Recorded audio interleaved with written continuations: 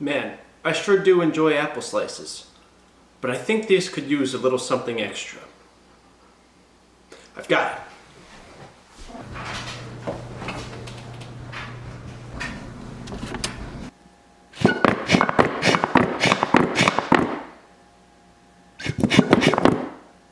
Wait a minute, did I remember to buy ranch?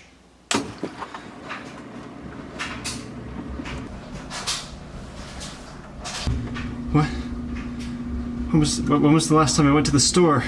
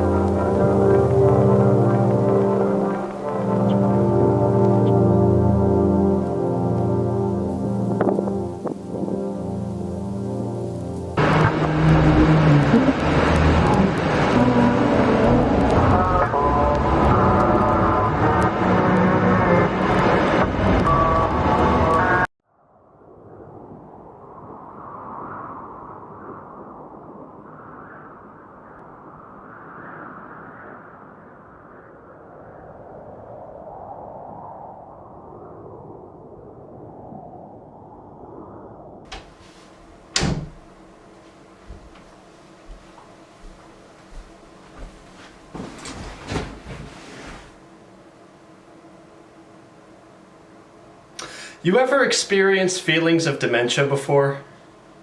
You ever just kind of dement? Greetings, internet travelers. My name is Joshua Desiderio from Desiderio Entertainment, and it's been a little while. I've missed you guys. Hold on. Come on, bring it in. No? Okay. Sorry.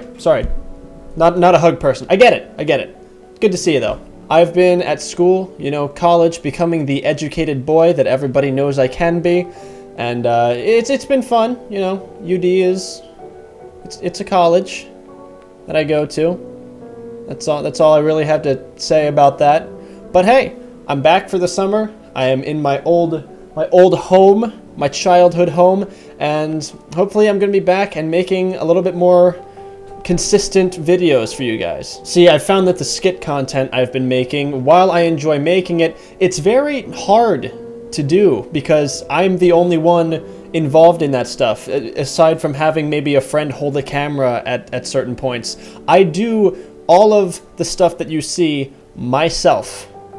I am the only one involved in writing, editing, filming all of these skits, so it gets exhausting to make, and I can't really realistically make more than one or two of these things in a busy school year. So I'm going to be doing this different type of content in between spans of where I'm doing skits. This new content is going to be a very much a sit down kind of deal. I'm just gonna be plopping myself down right here in this comfy chair in my studio, and I'm gonna be finding interesting topics to talk about and kind of give thoughts, interpretations, my general ramblings, and what have you about what I think about it.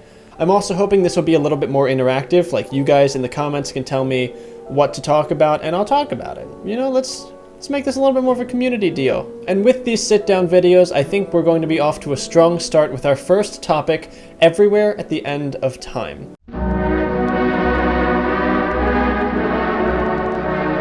Funny thing is, this is actually the third time I've tried to make a video on this topic. The first time it was for school and I only put 10% effort into it, so not gonna put that on my channel.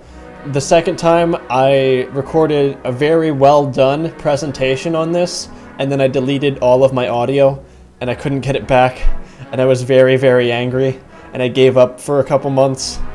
But now I'm here and I'm gonna do it. I'm gonna put this video out. If you're seeing this video right now, that means I have succeeded. I have overcome my problems, and I am a better man for it. So I was poking around YouTube a few months ago, as you do when you're bored and don't have a lot of money. Heh, college life. And I stumbled upon in my YouTube recommended section a video called Everywhere at the End of Time. 6.5 hours long. I was intrigued because nobody ever makes videos that are 6.5 hours long unless it's repeating the same word 100,000 times. So I clicked on it, and I was not disappointed. Everywhere at the End of Time is an album about a patient's slow decline into the disease of dementia. If you don't know what dementia is, although I think most of you probably do, but for those who do not know, dementia is a degenerative brain disease where the neurons, the structures in your mind that form different pathways between memories and thoughts and all sorts of other things, they begin to break down. And as they break down, you begin to forget events of your past, you begin to not be able to recognize friends and family members. It's a very scary disease, honestly, because when you think about it, your memories are all you are. You know, you are the sum of your experiences and the people you know and the lessons you've learned from them. So it's a very serious disease. However, given that Everywhere at the End of Time is 6.5 hours long, I understand that many people will not be so into listening to the whole thing. You know, people are busy. You guys have lives. Well, I mean, you are watching me, so maybe not.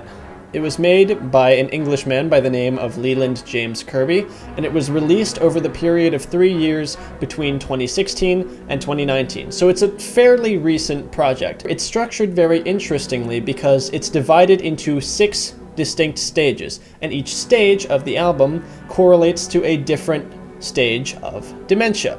The earlier stages have to do with when the patient is more lucid, able to recall memories, but it's kind of fuzzy. They're phasing in and out. You can't really make a whole lot of sense of things, but you're still mentally present. The patient is still able to function in society regardless of how the disease may be impairing them in certain ways.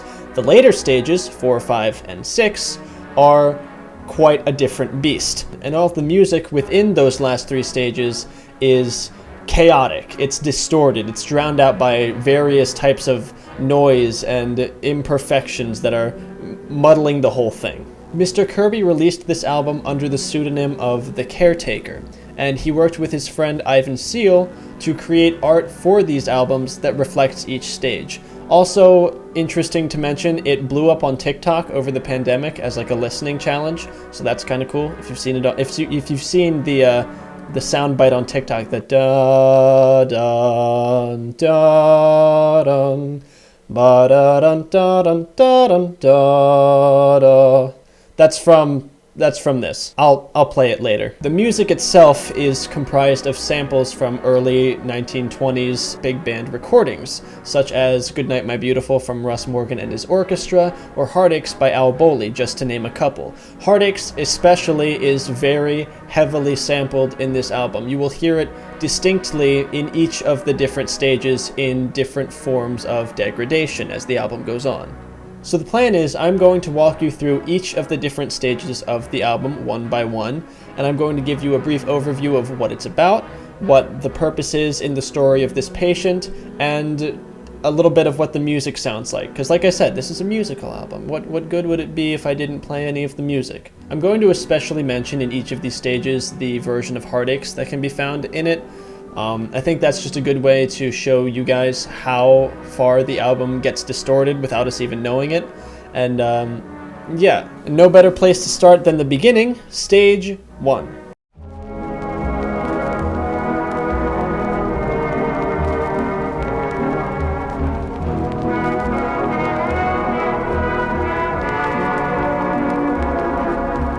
Stage 1 of Everywhere at the End of Time is by far my favorite stage of the album. It is where the music is most complete, it is where it is most peaceful. I actually listen to this regularly while I'm studying or writing or doing what else it is that I have to do on a day-to-day basis. It's just good ballroom music. You know, if you're into classical music or vintage stuff at all, you would really like this. I think that sort of speaks to what this stage is all about, which is the golden years of this patient. The caretaker himself describes this stage of the album as where we experience the first signs of memory loss. This stage is most like a beautiful daydream, the glory of old age and recollection, the last of the great days. It has sort of a a mournful, unsettling quality, but it's still very warm, very vibrant. It's very relaxing to a degree. You see that in the song titles, especially with titles such as "It's Just a Burning Memory," "We Don't Have Many Days," alluding to the old age of the patient, "Late Afternoon Drifting," "Things That Are Beautiful and Transient," "The Loves of My Entire Life," and "My Heart Will Stop in Joy." And that last title especially is one that I think is very important because it shows the patient's state of mind where, yes, they've accepted that they are old and they're going to die, but they believe they're going to die peacefully. They've reached this point in their life where they are okay with all of the accomplishments that they've had, and they're ready. They're accepting what comes next. The art for stage 1 is what appears to be a newspaper or a magazine of some kind. It's not quite distinct what it is, but we can still recognize that it is a readable object of some sort. This again is relating to that feeling of a patient being able to recognize certain things but not being able to place exactly what they are or where they're supposed to go. And I think it's very cool. I really like the art for this album, and I'll continue to fanboy over it as I go forward. So get ready for that. The patient here may experience certain bits of lost memory or not recognizing someone immediately, but they might chalk that up to just being old age, just entering into the later stages of life. Of course you're going to forget one or two things, which honestly makes the rest of the album all the more depressing with what they're about to go through. However, they begin to get an inkling of what is up ahead in stage 2.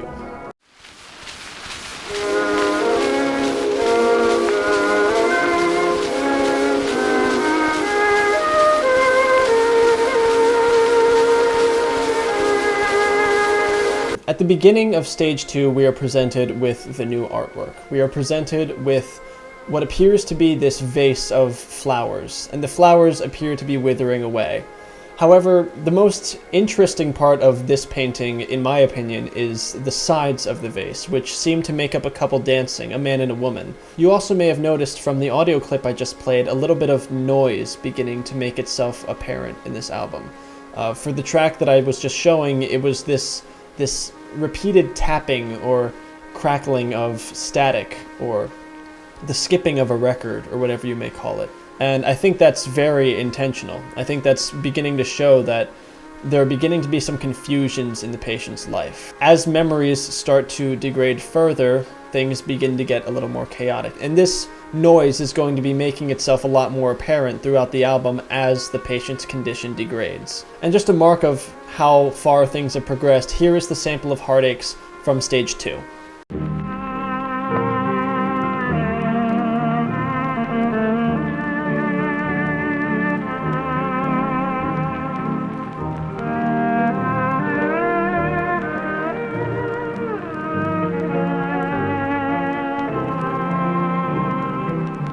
As you can see, we have fallen a little bit farther than we thought we did. As far as the patient's story in stage 2, this is where the patient becomes aware that they have dementia. Again, as I said, these stages were released over the course of 3 years, so it was a couple months before stage 2 came out. In that time, in the, I guess you could call it the story or the lore of the album, the patient has discovered that they have dementia, and they are now grappling with their feelings of denial or regret that they might be having. The caretaker describes stage 2 as the self-realization and awareness that something is wrong, with a refusal to accept that. More effort is made to remember, so memories can be more long-form, with a little more deterioration in quality. The overall personal mood is generally lower than the first stage, and at a point before confusion starts setting in.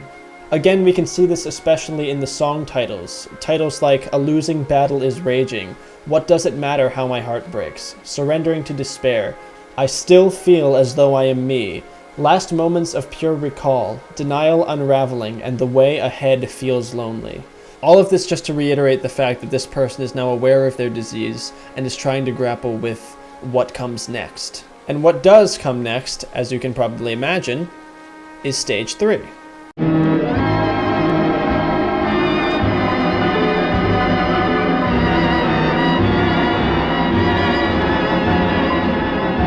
The caretaker describes stage 3 as where we are presented with some of the last coherent memories before confusion fully rolls in and the gray mists form and fade away.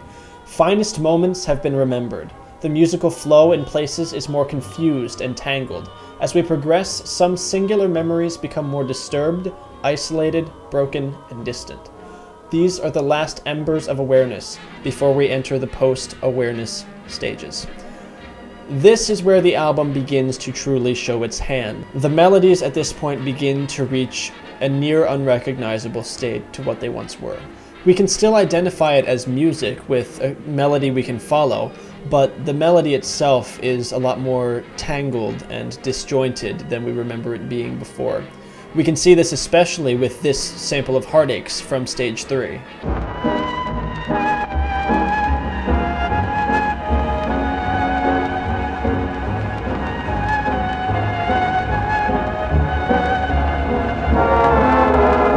As you can see, it's a lot different. Additionally, the noise levels on the album begin to increase even further, with the melodies themselves beginning to be drowned out by static sounds or this rhythmic tapping that we've been hearing, which is showing once again how the patient is becoming more confused and their mind is being brought down into a further state of chaos. The art for Stage 3 is by far my least favorite in this series. It appears to be an overgrown bush or potted plant of some kind. Very complex. I guess it can represent like neurons or some nonsense like that. I don't really, it's not a whole lot to look at, so I don't know. Make of it what you will. At this point in the story, the patient has become unable to function in public. They are still at home, able to live while being taken care of by family or friends, but they are unable to go out in public by themselves for fear of wandering off or not recognizing their surroundings and ending up in danger. The patient's conversational skills and abilities to reason have also taken a huge hit in this stage of the album. We can see this especially in the song titles for this stage. Titles such as To the Minimal Great Hidden, Bewildered in Other Eyes, Gradations of Arm's Length, Drifting Time Misplaced, Internal Bewildered World, Burning Despair Does Ache, Libe Delay, and Mournful Camaraderie. You'll be able to see that many of these titles don't quite make any sense at all. Again, that goes to show how far the patient's mental state has fallen. Unfortunately, the patient's journey is far from over as we enter into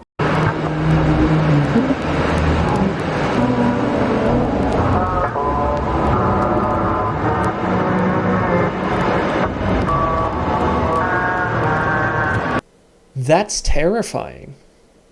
And also Stage 4. Stage 4 is the beginning of what the caretaker refers to as the post-awareness stages. This is the point where the patient has lost all cognitive ability to function outside of anywhere besides a nursing home. The caretaker describes Stage 4 as where serenity and the ability to recall singular memories gives way to confusions and horror. It's the beginning of an eventual process where all memories begin to come more fluid through entanglements, repetition, and rupture. And you can definitely see that in the chaos of this stage. There's no real point where songs begin and end. It's all just a jumbled mess with no real cohesion or substance to any of it. This is by far my least favorite stage just because of how loud and anxiety-inducing it is. I felt very uncomfortable in my listen through on this because I have listened to the whole album. I wouldn't make this video without actually doing the thing that I'm talking about. That would just be stupid.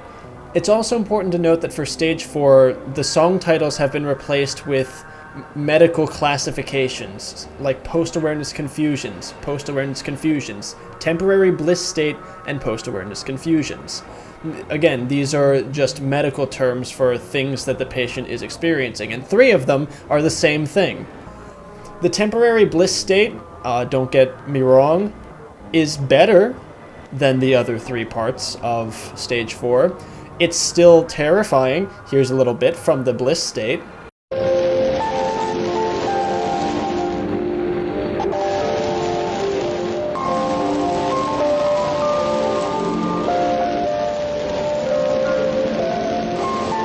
As you can see, that's not much better, but it's preferable to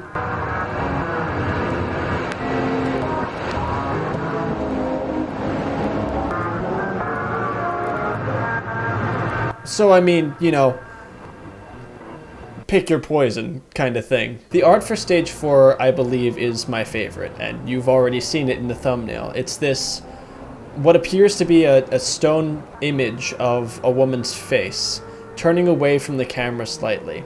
We cannot make out any distinct features that would allow us to recognize this woman anywhere else. It's just this faceless creature that we no longer remember. And I think it's very cool. I gotta be honest with you. I love stuff like that.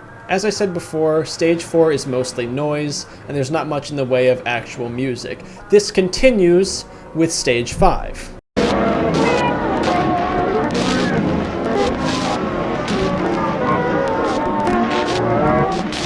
In stage 5, we see things are much the same as they were in stage 4. The caretaker describes stage 5 as more confusions and horror. More extreme entanglements, repetition, and rupture can give way to calmer moments.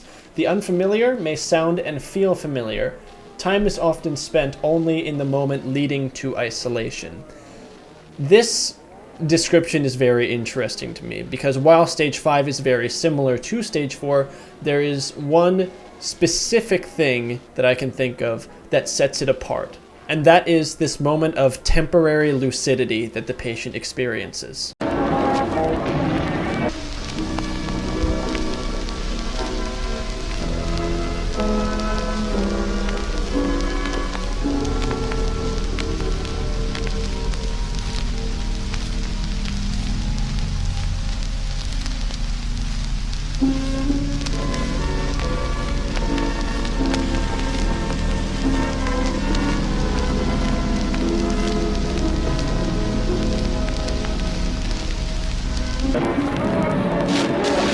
For just one moment, everything is calm, everything is all right. There's a moment of peace where the patient is able to grab hold of a memory that they once knew. The interesting thing, however, as it says in the description, the unfamiliar may sound and feel familiar. We've not actually heard this sample in the album before because it wasn't in the album before. While the patient may think that they've grabbed on to a memory from their past, it's actually just something that they came up with in their own mind, an event that they conjured up that never actually existed. But they held on to that moment for dear life before sinking back into the confusions of their dementia-addled mind. It's depressing, yeah? Yeah. Yeah. The art for stage 5 is very interesting to me. It appears to be a guy riding a deformed horse up a flight of stairs. At least that's the vibe it gives me. I can kind of, there's the man, there's kind of like the body of the horse. That's the stairs. I can see it. Again, with the song titles, we can see more medical terms. Advanced plaque entanglements, synapse retrogenesis, and sudden time regression into isolation. In other words, the patient is unable to function at all at this point. Their mind is entering a state where it is beginning to degrade and no longer support itself. They are beginning a final decline that will eventually lead to death. Stage 5 is the end of the confusions and horror that come with the post-awareness stages. We move on from that and into what might be the most intriguing stage of all, stage 6.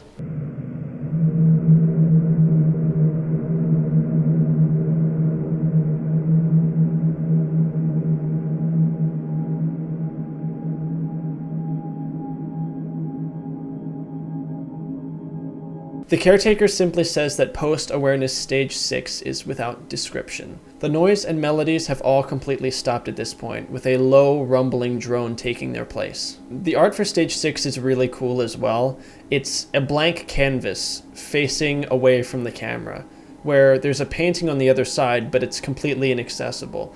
I like to relate that to where the patient is in their journey right now, where all of their memories are gone. They are locked inside of their own head. They know that they had memories, perhaps, that there's experiences and faces of those they knew locked behind this wall, but they'll never be able to get to it because they've fallen so far. We can see this again in the song titles, with titles like A Confusion So Thick You Forget Forgetting, A Brutal Bliss Beyond This Empty Defeat, Long Decline Is Over, and place in the world fades away. Stage 6 wouldn't be nearly as interesting if it wasn't for this last track. It begins with these long, droning organ tones that stick around for quite a while. You begin to believe that they're all that this track is going to be, except around 6.5 minutes from the end, they cut off entirely. And then this melody begins. It's a choir, I believe. It sounds like it could be either voices or instruments, but I'm leaning more toward voices. And it sings this chorus that, to this day, not many people have been able to place. I think many people have given theories on what they think this song is, but nobody can quite tell for sure. But I like to see this as being the moment right before death, where the patient sees into the afterlife. They have completed this long decline, this fierce battle with this illness, and though they have lost, there is hope on the other side. And once they step through to the other side, everything stops. And that's also reflected in this track, because 1 minute from the end, everything stops. There is just 1 minute of silence at the very end. A minute of silence for the departed patient. And I think that's pretty neat.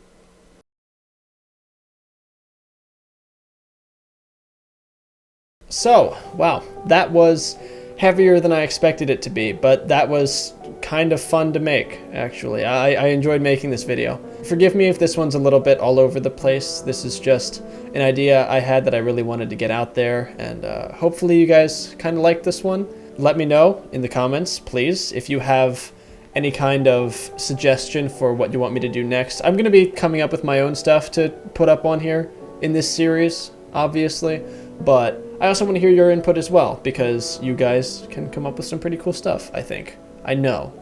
I believe in you. I believe in you. In you. So all in all, Everywhere at the End of Time is an album that I would highly recommend to anyone. I understand if you don't have the time, but hopefully this video gave you a little bit of insight into why I think it's such a cool concept, and maybe, just maybe, it inspired you to listen to it.